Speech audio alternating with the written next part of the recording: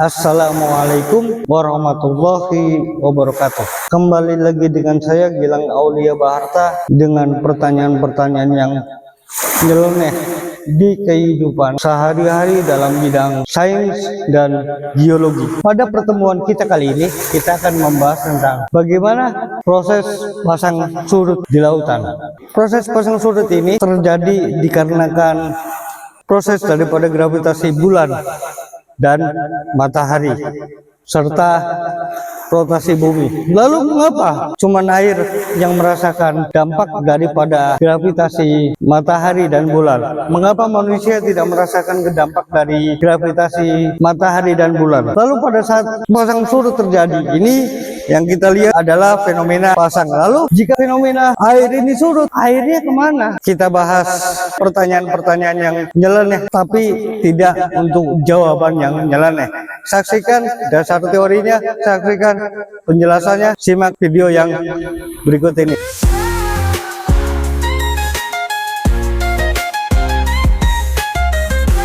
Teori keseimbangan oleh Sir Isaac Newton pada tahun 1687. Konsep utama teori ini menjelaskan fenomena pasang surut secara kualitatif dengan mengasumsikan bumi ideal yang seluruh permukaannya tertutup air dan mengabaikan pengaruh kelembaban. Prinsip pasang surut disebabkan oleh dua gaya utama, gravitasi bulan dan matahari. Gaya tarik bulan dan matahari menyebabkan air di sisi yang menghadap benda langit tersebut tertarik, menciptakan dua tonjolan air pasang di sisi bumi yang berhadapan dengan bulan, matahari. Gaya sentrifugal. Gaya ini bekerja pada sisi bumi yang berlawanan dengan bulan, matahari, menciptakan tonjolan air lainnya di sisi tersebut, sehingga menghasilkan dua pasang air dalam sehari. Teori dinamis tentang pasang surut laut dikembangkan oleh ilmuwan Prancis bernama Pierre-Simon de Laplace pada tahun 1775.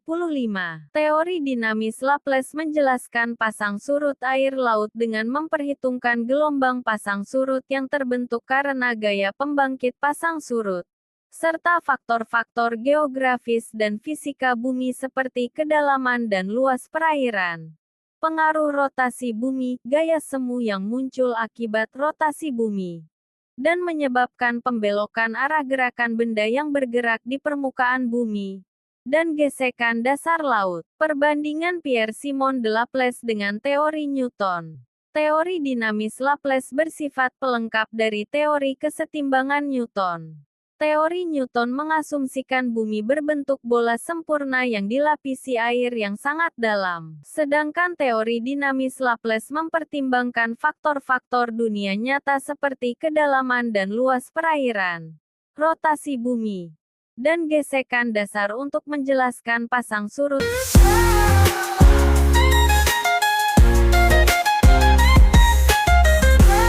Faktor yang pertama daripada proses terjadinya pasang surut yaitu gaya gravitasi bulan. Bulan memiliki gaya gravitasi yang paling besar karena jaraknya yang lebih dekat dengan bumi dibandingkan matahari, menyebabkan air laut di sisi bulan yang menghadap bulan naik, menciptakan fenomena air pasang. Gravitasi bulan adalah penyebab utama fenomena pasang surut, di mana tarikan daripada gravitasi ini menciptakan tonjolan di lautan bumi, menyebabkan air laut naik atau pasang dan kemudian turun atau yang disebut juga surut. Saat bumi berotasi melalui tonjolan-tonjolan tersebut serta menarik air di sisi berlawanan bumi. Pengaruh gravitasi bulan yang dominan ini juga diperkuat oleh tarikan matahari, terutama saat bulan baru yang kita sebut umumnya bulan purnama, yang menghasilkan pasang surut tertinggi dan pasang surut terendah atau yang kita sebut juga pasang surut perbani. Bagaimana gravitasi bulan itu menyebabkan pasang surut air laut? Gravitasi bulan yang menyebabkan pasang surut karena menarik air laut ke arahnya, menciptakan dua tonjolan di sisi bumi yang berlawanan. Satu tonjolan di sisi yang menghadap bulan akibat tarikan gravitasi, dan tonjolan lain di sisi yang terjauh karena gaya rotasi bumi. Tonjolan ini naik sebagai pasang, dan saat bumi berotasi, wilayah lain akan mengalami surut. Proses terjadinya sebagai berikut. Yang pertama yaitu tarikan gravitasi bulan. Gravitasi bulan menarik air di permukaan bumi. Yang kedua yaitu tonjolan pasang di sisi terdekat. Air di sisi bumi yang paling dekat dengan bulan akan tertarik lebih kuat, menyebabkan air menumpuk dan membentuk tonjolan pasang. Tarikan ini menyebabkan air laut menggelembung dan membentuk satu tonjolan pasang surut. Yang ketiga yaitu tonjolan pasang di sisi terjauh. Bumi yang dimaksud di sini adalah di sisi bumi yang terjauh dari bulan. Tarikan gravitasi lebih lemah dibandingkan gaya rotasi bumi. Gaya rotasi bumi menyebabkan air di sisi terjauh tertinggal dan juga membentuk tonjolan pasang, meskipun dengan alasan yang berbeda. Yang keempat, gerakan bumi dan tonjolan pasang. Saat bumi berputar pada porosnya, setiap titik di permukaan bumi akan melewati kedua tonjolan pasang ini 2 kali dalam sehari, sehingga terjadilah 2 kali pasang dan 2 kali surut.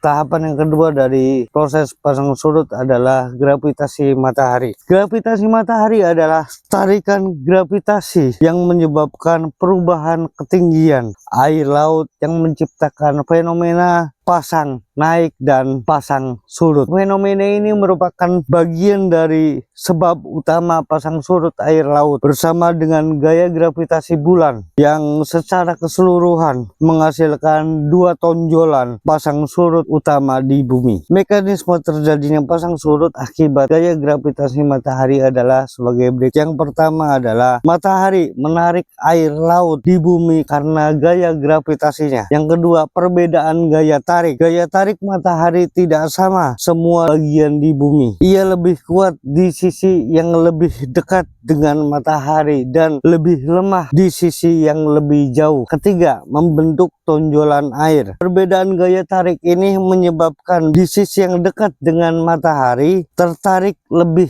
kuat, membentuk tonjolan meskipun karena efek yang berbeda. Gaya gravitasi matahari yang mempengaruhi pasang surut air laut adalah tarikan diferensial pada bumi, meskipun matahari memiliki massa yang jauh lebih besar daripada bulan. Jarak yang sangat jauh membuat pengaruh pasang surut hanya sekitar setengah dari pengaruh bulan. Gaya diferensial pasang surut tidak disebabkan oleh total kekuatan gravitasi sesuatu benda, melainkan perbedaan gravitasi antara sisi bumi yang menghadap objek tersebut dan sisi yang berlawanan. Karena bulan jauh lebih dekat, perbedaan kekuatan gravitasi di seluruh bumi jauh lebih signifikan dibandingkan dengan matahari. Meskipun tarikan gravitasi total matahari jauh lebih kuat. Lalu apa yang terjadi ketika interaksi dengan bulan? Pengaruh pasang surut matahari tergantung pada posisinya relatif terhadap bulan dan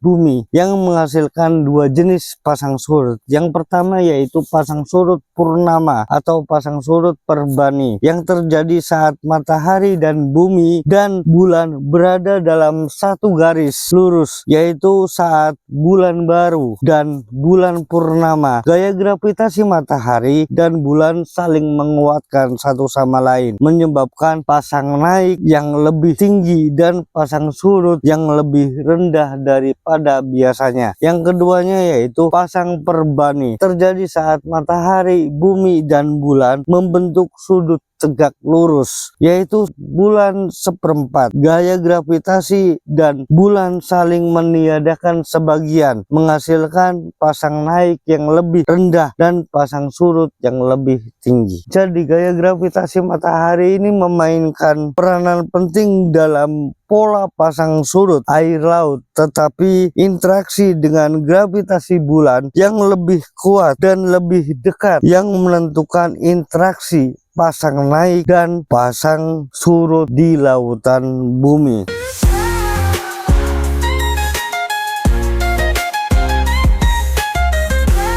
Selanjutnya, yang mempengaruhi daripada pasang surut air laut yaitu rotasi bumi.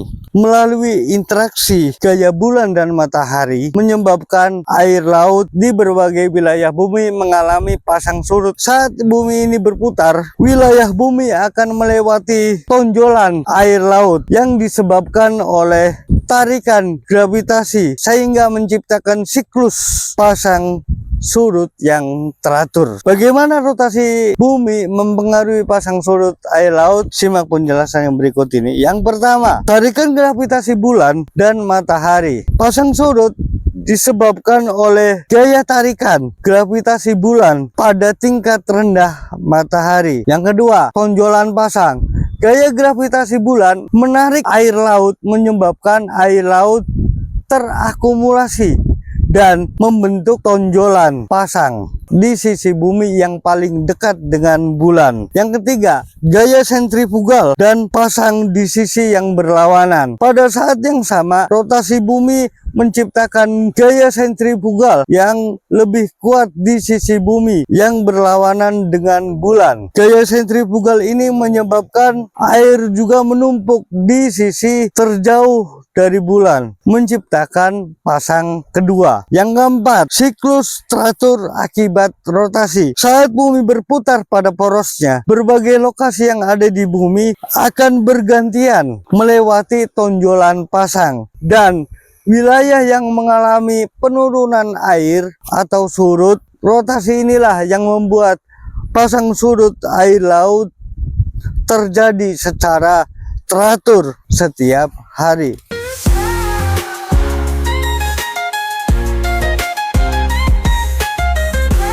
Mungkin sebagai penutup, saya akan membawakan beberapa pertanyaan. Yang pertama yaitu, kemana perginya air ketika terjadi surut? Saat laut surut, air tersebut tidak menghilang, melainkan berpindah ke bagian lain di lautan yang mengalami pasang. Fenomena ini terjadi karena adanya interaksi gaya gravitasi bumi, bulan, dan matahari. Singkatnya, pasang surut adalah gelombang yang sangat panjang yang bergerak ke seluruh lautan di bumi, sehingga ketika satu tempat mengalami surut, maka tempat yang lainnya di sisi yang berbeda akan mengalami pasang.